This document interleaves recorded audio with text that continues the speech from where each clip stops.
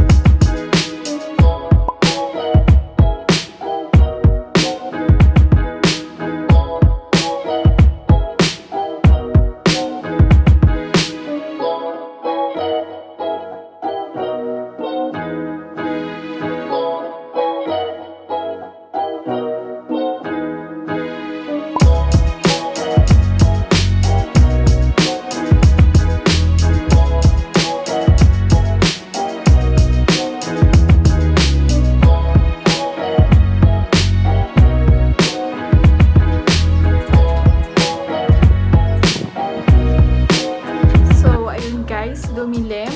Hindi ko alam kung bakit.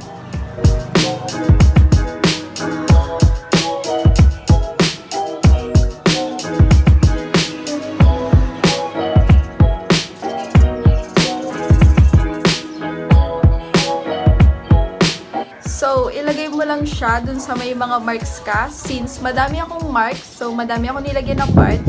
So, yun lang yung nilagyan ko kasi para magmukha siyang natural nga, kasi pag binuo mo ng lagay, baka hindi na siya magmukhang masyadong natural look. So, kung makinis na yung mukha mo, mas better mag-BB cream ka na lang o kaya huwag ka na maglagay at all kasi, you know, kung maganda na yung skin mo, no need for foundation or kaya concealer. So, before using your hands, make sure na malinis siya para hindi siya mag-cause ng breakout sa iyong mukha.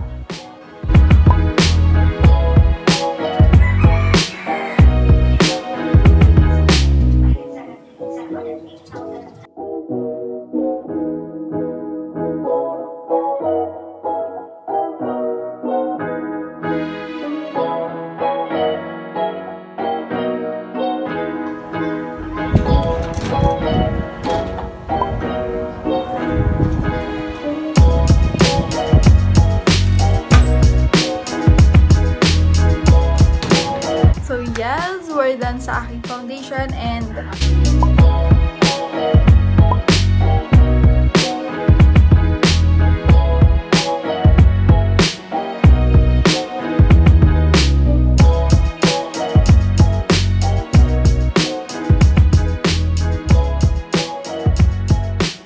so simula nung kuminis-kinis yung mukha ko and nag-stop yung breakouts ko, mas na-feel ko na it's better to have minimal makeup lang sa mukha. That's why yung tinatakpan ko lang is yung mga marks ko. Pero dahil marami pa nga sila, marami pa akong tinatakpan. But yeah, siguro pag umonti sila, onti na lang talaga yung tatakpan ko sa mukha.